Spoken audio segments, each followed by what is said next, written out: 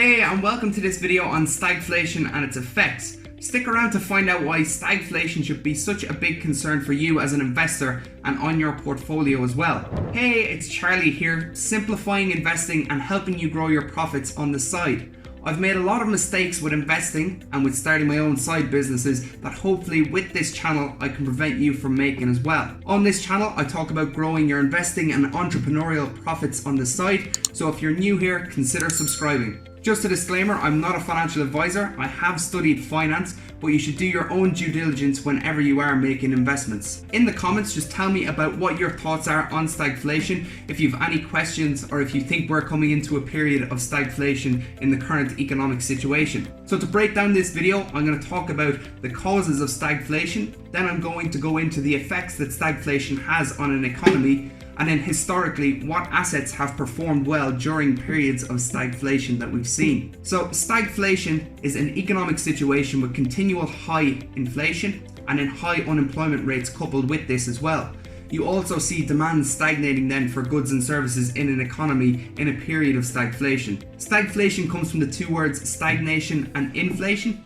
So the causes for this then are a supply shock that can increase prices, and this leads to higher inflation, or the government can print money too quickly.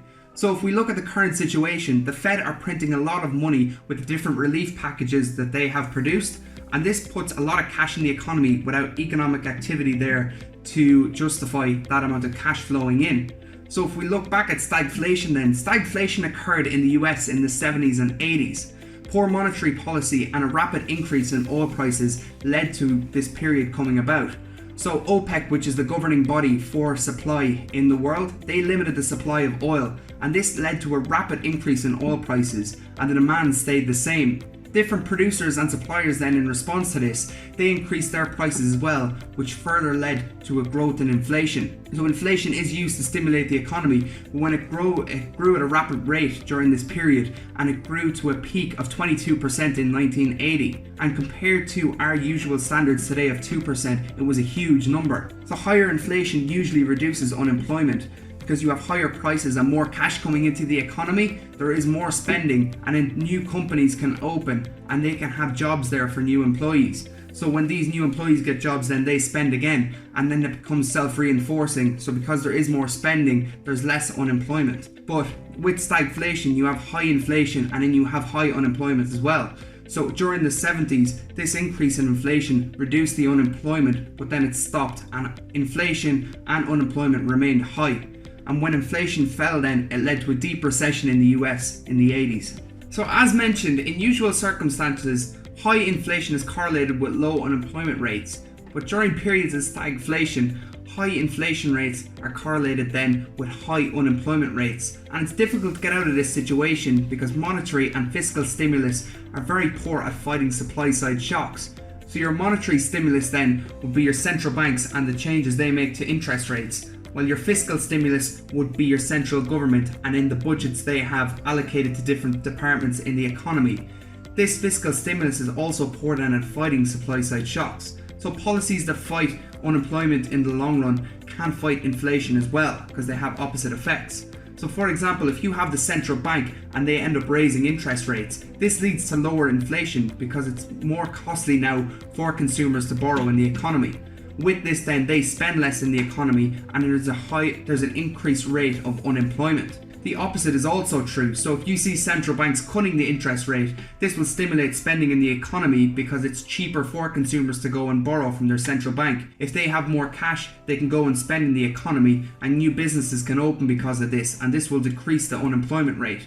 So you can see with stagflation, it's hard to reduce the inflation rate without it having any effect on unemployment as well. With high inflation and high unemployment at the same time, when you reduce that inflation rate, then it does lead to a recession if it drops at a rapid rate. Then on to assets that perform well. So in 1979, gold rose 133%. Gold performs well in volatile markets, so when you have a market that's highly inflationary or highly deflationary.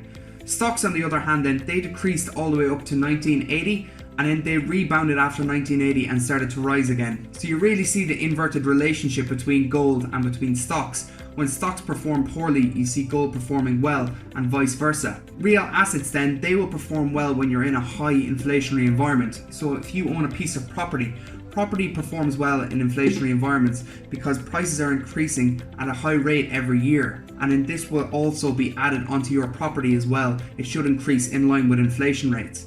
But if you are sitting on real assets, you're going to perform very badly then in deflationary environments. So it's not good to hold real assets in this sort of environment.